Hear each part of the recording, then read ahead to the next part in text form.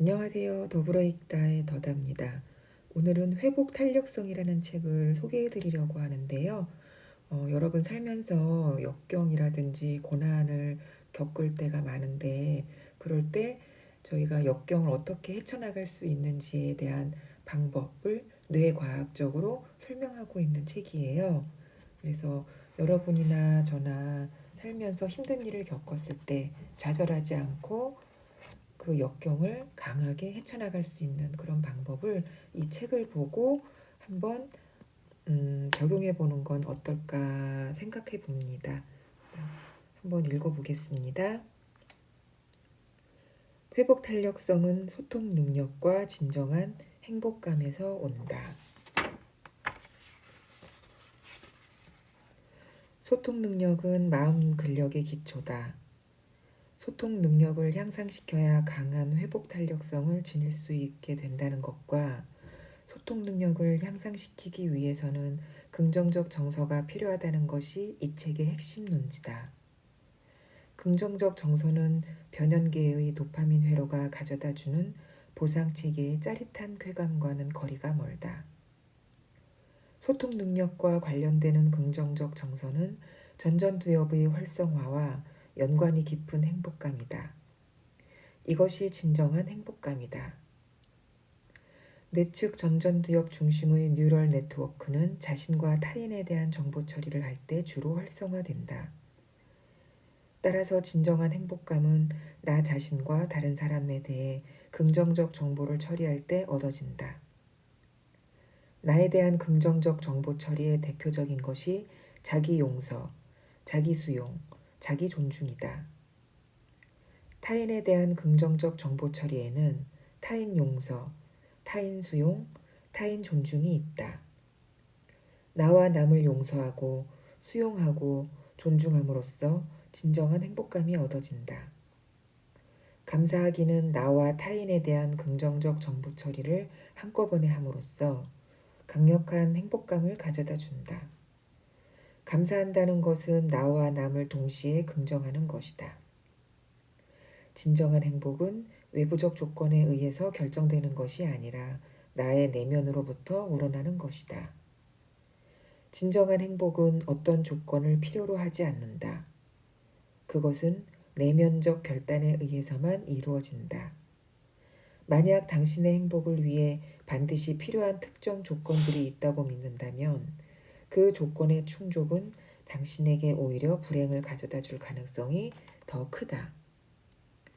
행복이 특정한 조건, 돈, 권력, 지위, 명예, 성공, 사회적 평판, 외모 등등에 의존한다고 믿는 사람들은 그 특정한 조건을 숭배하고 있는 것이다. 돈을 숭배하는 사람은 돈을 벌수록 늘 자신의 돈이 부족하다고 느낀다. 권력을 숭배하는 사람은 권력을 얻을수록 자신의 힘이 약하다고 느낀다. 지위를 숭배하는 사람은 높이 올라갈수록 자신보다 더 높은 곳에 있는 사람만 바라보며 더 높이 올라가야 한다는 강박에 사로잡힌다. 외모를 숭배하는 사람은 늘 다른 사람과 자신을 비교해보며 자신의 단점만을 바라보고 스스로의 매력이 부족하다는 불안감에 시달린다.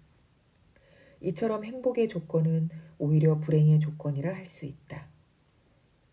강력한 회복 탄력성의 기반이 되는 진정한 행복감은 나 자신과 다른 사람에 대한 긍정적 태도에서 오는 것이지 외부적 조건에서 오는 것이 아니다. 스스로의 결단을 통해 스스로 행복할 수 있는 사람은 자기 자신과 관계가 건강한 사람이다.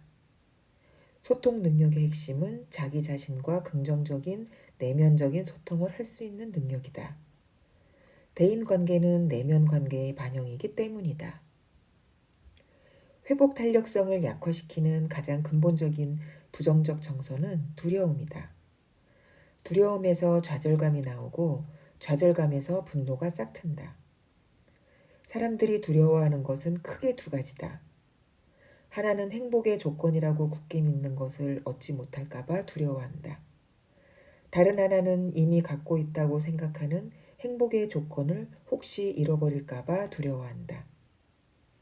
이러한 두려움을 근본적으로 없애기 위해서는 내가 얻고자 하는 성공이나 성취가 행복을 가져다 주지 않는다는 것을 확실히 깨달아야만 한다.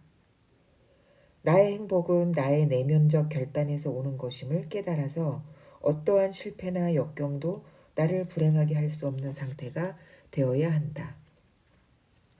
나의 삶이 어떻게 전개되든 나에게 어떠한 삶의 조건이 주어지든 늘 만족할 수 있다는 오유지족의 상태가 되면 마음에 걸리는 것이 없어지고 따라서 두려움도 사라진다. 두려움이 사라지면 당연히 적극적 도전성이 생긴다. 이것이 회복 탄력성이다. 실패에 대한 어떠한 두려움도 없는 상태가 곧 회복 탄력성을 지닌 상태다. 지금 이 순간 있는 그대로 지금 이대로 오롯이 존재하게 되면 거기에 무한한 행복이 있다. 마이스터 에크하르트 말처럼 필요한 모든 것을 다 가진 상태가 행복한 것이 아니라 모든 것을 다 놓아버리고도 더 이상 아무것도 필요하지 않은 상태가 진정한 행복이다.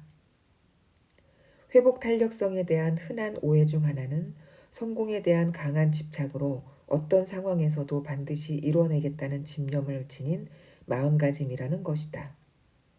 하지만 성공에 대한 강한 집착이나 집념은 오히려 회복 탄력성을 떨어뜨린다. 부정적 정서를 유발할 가능성이 커지기 때문이다.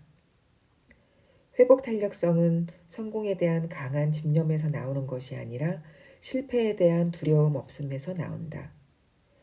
회복 탄력성은 반드시 성공해야겠다는 강력한 의지를 지닌 상태가 아니다. 오히려 실패에 대해 두려움을 느끼지 않는 상태다. 자기 자신에 대한 깊은 성찰을 통해 자신의 행동에 대한 뚜렷한 목적의식과 방향성을 지니되 그 목적 달성 여부에 얽매이거나 전전긍긍하지 않는 삶의 태도가 회복 탄력성을 가져온다. 회복 탄력성이 약한 사람들은 자기 자신과 타인에 대해 부정적 감정을 습관적으로 유발한다. 자신과 남에 대해 분노하고 증오하고 미워하고 공격적인 적대감을 지닌 사람은 마음 근력이 허약한 사람이다.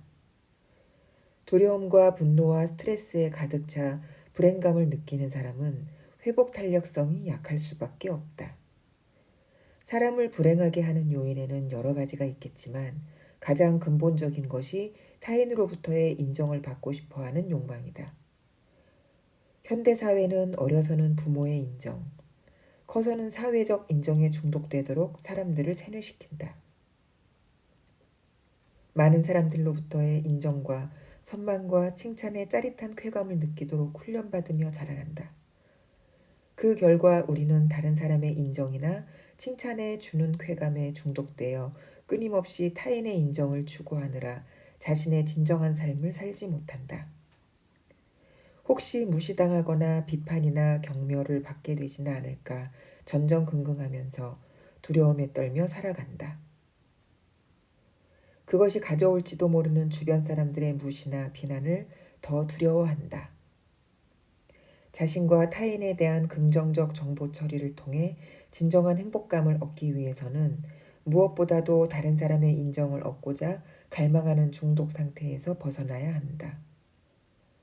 타인의 시선이나 평가에 지나치게 의존하는 상태에서 벗어날 수 있어야만 나 자신과 건강한 관계를 맺을 수 있다. 나 자신과의 관계가 건강해야 다른 사람과의 관계도 건강해지고 그래야 긍정적 정서가 유발되며 그래야 회복 탄력성이 생겨난다.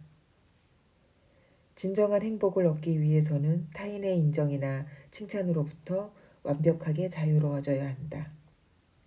그래야 마음에 걸리는 것이 없어져 심무가해, 무유공포의 상태에 가까워질 수 있다. 그래야 어떤 상황에서든 스스로 오로지 만족하는 자가 되어 어떠한 실패도 두려워하지 않게 된다.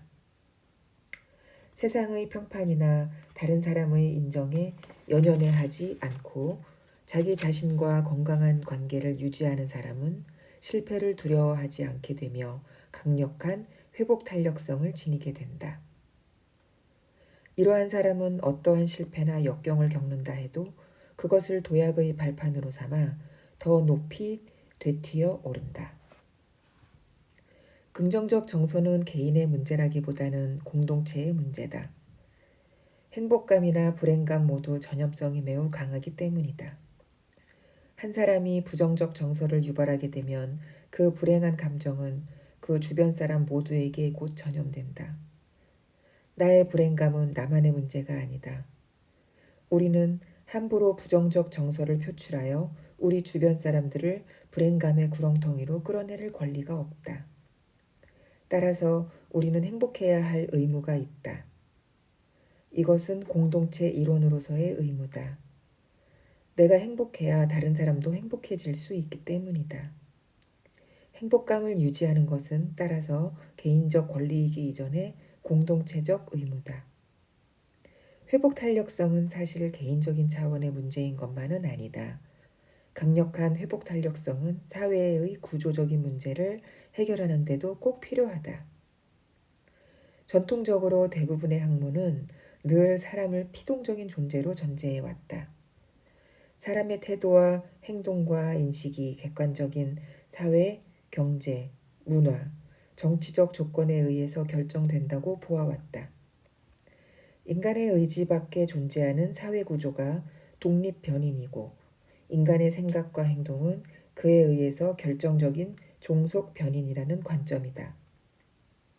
물론 그런 측면도 있다. 그러나 이런 식의 세계관만으로는 근본적인 변화나 혁명은 원천적으로 불가능하다. 한 개인의 의지, 행동, 생각이 사회 구조를 바꾸어 나갈 수 있는 독립 변수일 수도 있다는 관점도 늘 열어놓아야 한다. 보다 나은 세상을 원한다면 그래야만 한다. 지금 내가 사는 세상이 보다 나은 세상으로 변화되어 가기를 원한다면 인간을 독립 변수로 보는 시각이 필요하다. 물론 사회적 구조에 대한 관심과 연구는 당연히 필요하다. 그러나 구조만 바라보면서 모든 탓을 구조로 돌려서는 구조 자체를 변화시키는 것이 불가능하다. 한 인간이 정치 사회적 조건에 의해서 얼마나 영향을 받는지만 살펴볼 것이 아니라 한 인간이 자신이 사는 정치 사회적 조건에 어떻게, 언제, 얼마큼 영향을 미칠 수 있는지 살펴보아야 한다. 물론 한 개인이 그가 몸담고 살아가는 사회적 구조를 변화시켜 가려면 강력한 회복 탄력성이 반드시 필요하다. 회복 탄력성이란 무엇인가? 역경을 극복하는 힘. 회복 탄력성은 자신에게 닥치는 온갖 역경과 어려움을 오히려 도약의 발판으로 삼는 힘이다. 성공은 어려움이나 실패가 없는 상태가 아니라 역경과 시련을 극복해낸 상태를 말한다. 떨어져 본 사람만이 어디로 올라가야 하는지 그 방향을 알고 추락해 본 사람만이 다시 뛰어 올라가야 할 필요성을 절감하듯이 바닥을 쳐본 사람만이 더욱 높게 날아오를 힘을 갖게 된다. 이것이 바로 회복 탄력성의 비밀이다. 우리의 삶은 온갖 역경과 어려움으로 가득 차 있다. 물론 행복한 일도 있지만 그보다는 힘든 일, 슬픈 일, 어려운 일, 가슴 아픈 일이 더 많다. 불행한 일은 항상 행복한 일보다 양도 더 많고 질적으로도 강도가 더 센 것처럼 느껴져서 우리를 좌절하게 만든다는 연구 결과도 있다. 하지만 우리 모두는 인생의 역경을 얼마든지 이겨낼 잠재적인 힘을 지니고 있다. 그러한 힘을 학자들은 회복 탄력성이라고 부른다. 성공을 위해서는 반드시 실패가 필요한 법이다. 별다른 고생 없이 평탄한 삶을 산 사람 중에 커다란 업적이나 성취를 이룬 사람은 찾아보기 힘들다. 창업 일에 한 번도 실패나 어려움을 겪지 않은 대기업도 없다. 그것이 세상의 이치다. 위인전에 나오는 위대한 인물들을 보라. 어떤 분야에서든 뛰어난 업적을 남긴 사람들은 대부분 역경을 극복한 사람들이다. 그렇다면 그들은 왜 하나같이 역경을 극복하고 위대한 인물이 되었을까? 바로 여기에 작은 힌트가 숨어 있다. 위인들은 역경에도 불구하고 위인이 된 것이 아니라 사실 역경 덕분에 위대한 업적을 이룰 수 있었던 것이다.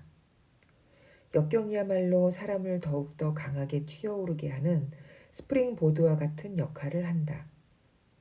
한 마리의 개구리도 앞으로 뛰려면 반드시 뒤로 움츠려야만 하는 법이다. 만약 모든 일이 술술 풀려 인생에 그 어떤 시련도 없었더라면 가장 위대한 대통령으로 칭송받는 링컨도 보잘것없는 시골 변호사로 생을 마감했을 것이고, 처칠 수상은 평생 자그마한 사업이나 운영했을 것이며, 이순신 장군은 이름 없는 말단 장군으로 전전하다가 정년 퇴임 당하고 말았을 것이다. 역경으로 인해 나락으로 떨어졌다가도 강한 회복 탄력성으로 더 튀어오르는 사람들은 대부분의 경우 원래 있었던 위치보다 더 높은 곳까지 올라간다. 그야말로 실패를 성공의 원동력으로, 오늘의 아픔을 내일의 기쁨의 원천으로 삼는 셈이다. 이들에게는 역풍이 오히려 반가운 존재다. 마치 하늘을 나는 연처럼 하늘이 불면 더욱더 높이 날아오르기 때문이다. 그런데 이러한 회복 탄력성을 누구나 다 발휘할 수 있는 것은 아니다. 마치 고무공처럼 강하게 더 튀어 오르는 사람이 있는가 하면 유리공처럼 바닥에 떨어지는 즉시 산산조각 나서 부서져 버리는 사람도 있다. 통계적으로 보면 고무공보다는 유리공의 비율이 2배 이상 더 많다. 실패를 성공의 도약으로 삼는 사람들이 오히려 소수다. 따라서 세상에는 성공한 사람보다는 실패한 사람의 숫자가 언제나 훨씬 더 많은 법이다. 회복 탄력성은 마음의 근력과 같다. 몸이 힘을 발휘하려면 강한 근육이 필요한 것처럼 마음이 강한 힘을 발휘하기 위해서는 튼튼한 마음의 근육이 필요하다. 심리학자들에 의하면 마음의 힘은 일종의 근육과도 같아서 사람마다 제한된 능력을 갖고 있으며 견뎌낼 수 있는 무게도 정해져 있다.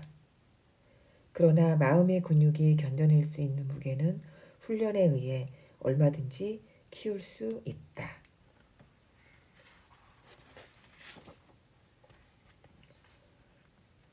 경기도 수원에서 직원이 5명뿐인 작은 두부 공장을 운영하는 김동남 사장의 경우를 보자.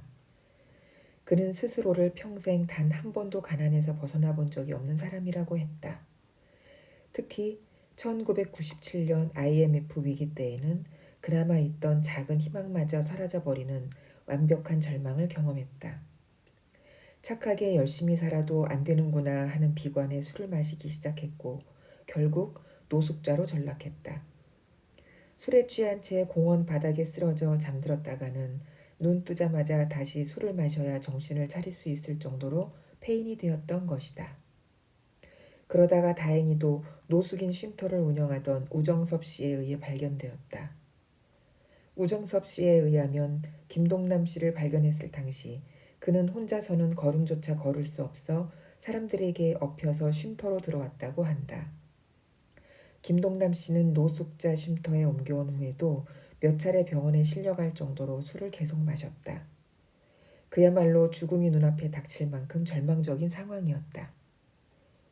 김동남 씨는 그 당시 이대로 죽느냐 아니면 다시 한번 제대로 살아보느냐의 마지막 갈림길에 서 있음을 느꼈다고 한다. 이제 더 이상 내려갈 곳이 없고 마지막은 죽음뿐이겠구나 하는 생각이 든 순간 그는 스스로도 놀랄 정도로 다시 일어서야겠다는 강한 의지가 솟아오르는 것을 느낄 수 있었다고 한다. 가장 밑바닥까지 추락한 뒤에 마침내 되튀어 오를 힘을 만나게 된 것이다. 그는 노숙자 쉼터 근처에 방 한 칸 크기의 작은 공장에서 중고 두부 기계 하나를 마련해 놓고 두부를 만들기 시작했다. 처음에는 계속 분량이 나와서 무료로 동네 사람들에게 나눠주기도 했다. 그러나 꾸준히 노력한 결과 이제 두부 공장은 점차 자리를 잡아가고 있다. 그는 지난해 매출은 2,500에서 3천만 원 정도였는데 이제는 어떻게 해서든지 4천만 원은 만들어보자는 희망을 갖고 열심히 일한다고 이야기했다. 김동남 씨는 지금도 쉼터에 2~3달에 한 번은 꼭 방문하여 두부를 전달한다. 노숙자 쉼터에서 그는 살아있는 신화로 통한다. 불굴의 의지로 재활에 성공했기 때문이다. 김동남 씨는 두부 공장을 자신처럼 어려운 처지의 사람들이 함께 일할 수 있는 사회적 기업으로 키워나가는 꿈을 갖고 있다. 그는 자신의 삶이 변화하게 된 것은 이러한 목적의식이 생겼기 때문이라고 한다. 왜 살아야 하는지에 대한 목적의식이 자신에게 재활의 의지를 가져다 주었다는 것이다. 김동남 씨 역시 이렇게 말한다. 부모 원망하고 세상 원망하고 좌절해서 술 마시고 그랬었는데 지금 생각해보면 오히려 그러한 고통과 절망이 있었기에 지금의 내가 있는 것이지요. 여기서 우리가 주목해야 할 점은 자신의 역경을 바라보는 이들의 긍정적 관점이다. 이상묵 교수는 하나를 잃고 10개를 얻었다며 스스로를 행운아라고 표현했으며 우정훈 씨와 아내 김성희 씨는 사고 덕분에 서로를 더욱 소중하게 여기게 되었다고 말했다. 유춘민 씨와 그의 아내 역시 예전에는 많이 걱정이 많았지만 지금은 걱정도 없고 하루하루가 감사하다고 했다.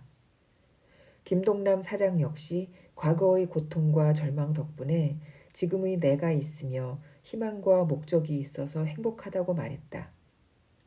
이들은 역경을 극복했기 때문에 역경을 긍정적으로 보는 것이 아니다. 역경을 긍정적으로 봤기 때문에 역경을 극복할 수 있었던 것이다.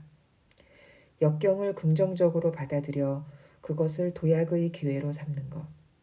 그것이 바로 회복 탄력성의 핵심이다. 어떻게 나의 뇌의 회복 탄력성을 높일 수 있는가? 행복을 뇌에 새기는 연습. 회복 탄력성을 높이려면 내 삶에서 일어나는 모든 사건들을 보다 더 긍정적으로 받아들이는 뇌가 필요하다. 무의식적인 수준에 자동적으로 내가 겪는 경험에 긍정적인 스토리텔링을 해주는 기억하는 자아가 필요한 것이다. 이러한 긍정적이고도 회복 탄력적인 뇌는 훈련을 통해서 얻을 수 있다. 다시 말해서 회복 탄력성은 뇌에 새겨진 습관의 문제다. 긍정적 스토리텔링을 하는 습관이 나의 뇌에 들도록 훈련해야 한다. 이는 뇌의 긍정적 정보 처리 루트를 활성화한다는 뜻과 같다. 나에게 일어나는 크고 작은 고민거리나 어려운 일들을 순간순간 긍정적으로 받아들이고 대처할 수 있는 습관을 들여야 한다. 습관을 들인다는 것은 어떠한 대상이나 사건에 대해 뇌가 자동적으로 반응하는 것을 말한다. 이러한 습관을 들이는 과정을 우리는 훈련 혹은 연습이라 부른다. 연주를 위해 악기 다루는 법을 배운다거나 스노우보드 타는 법을 배운다거나 수영을 배운다거나 젓가락질을 배우는 것 모두가 연습을 통해 습관을 들여야만 제대로 할 수 있다. 이러한 것은 지식을 머리로 이해하는 것만으로는 배울 수 없다. 즉, 악기 다루는 법이나 젓가락질하는 법을 아무리 자세히 가르쳐주고 또 그것을 잘 이해하고 완벽하게 암기했다고 해서 악기를 다룰 수 있게 되거나 젓가락질이 능숙해지지는 않는다. 상당 기간의 연습 없이는 그러한 지식을 체득할 수 없다. 지식에는 두 가지 종류가 있다. 배움을 통해 얻어지는 명시적 지식과 익힘을 통해 얻어지는 암묵적 지식이다. 명시적 지식은 머리로 배우는 것이고 암묵적 지식은 몸으로 익히는 것이다. 명시적 지식은 암기해야 되는 것이지만 암묵적 지식은 습관을 들여야 내 것이 된다. 공자의 논어 맨 처음에 나오는 학이 시습에서의 학이 곧 명시적 지식의 습득이요. 습은 암묵적 지식의 체화다. 머리로 배우는 명시적 지식은 역사적 사실을 암기하거나 논리적 추론을 이해하는 지식이다. 역사나 과학, 수학 등의 과목이 이에 해당한다. 이러한 지식은 한 번만 잘 이해하고 암기해두면 내 것이 된다. 그러나 암묵적 지식은 반복적인 연습과 훈련을 통해서 몸으로 체득해야만 하는 지식이다. 악기 다루는 것, 자전거 타는 것, 그 밖에 다양한 스포츠 기술 등을 배우는 예체능 과목이 대표적인 예다. 영어 같은 외국어 과목 또한 마찬가지다. 특히 영어의 듣기와 말하기는 반복 연습을 필수적으로 요구한다는 점에서 일종의 예체능 과목과 유사하다. 이러한 암묵적 지식은 우리가 흔히 말하는 몸에 배게 한다는 것이며 이는 곧 습관을 들인다는 것이다. 그런데 이러한 지식은 사실 몸에 배는 것이 아니라 뇌에 새겨지는 것이다. 좀 더 정확하게 말하자면 뇌 신경들 사이에 보다 더 단단하고 견고한 신경 연결망이 새로 형성된다는 것이다. 특정한 행동이나 사건에 뇌가 거의 자동적으로 반응할 수 있도록 새로운 신경망 구조를 잘 만들어둔다는 뜻이기도 하다. 이런 습관을 들이기 위해서는 부단한 훈련과 연습이 필요하다. 모든 종류의 훈련이나 연습은 뇌에 새로운 신경망을 만들어낸다. 그런데 새로운 신경망이 형성되려면 뉴런의 수당돌기와 축색돌기를 이어주는 시냅스 부분에 새로운 단백질 합성이 일어나 일정한 형태로 자라야 한다. 그렇기 때문에 훈련과 연습의 효과를 보려면 보통 수주에서 수개월 이상 반복해야 하는 것이다. 젓가락질을 예로 들어보자. 젓가락을 능숙하게 사용하는 사람들에게 젓가락질은 많은 연습을 통해 체득한 일종의 암묵적 지식이다. 그런데 젓가락질을 처음 배우는 사람, 어린아이나 외국인에겐 일단 명시적 지식으로 가르쳐야 한다. 예컨대 가운데 손가락을 고정시켜 젓가락 하나를 받치고 그와 평행하게 나머지 젓가락 하나를 놓은 다음 그것을 검지와 엄지로 잡고 위아래로 움직인다. 이런 식의 젓가락 사용하기에 대한 요령을 먼저 가르쳐야 한다. 이러한 방법 혹은 지시사항이 곧 젓가락질 하기에 대한 명시적 지식이다. 물론 이러한 명시적 지식의 습득만으로는 젓가락질을 제대로 해낼 수 없다. 그러한 방법을 머리로 습득한 이후에는 젓가락질이 충분히 손에 익숙해질 때까지 많은 연습을 해야 한다. 그런데 이 연습 과정에서 생겨나는 익숙해짐은 손가락 관절이나 근육과 관계가 있는 것이 아니라 손가락 근육의 움직임을 맡고 있는 뇌신경과 관련된다.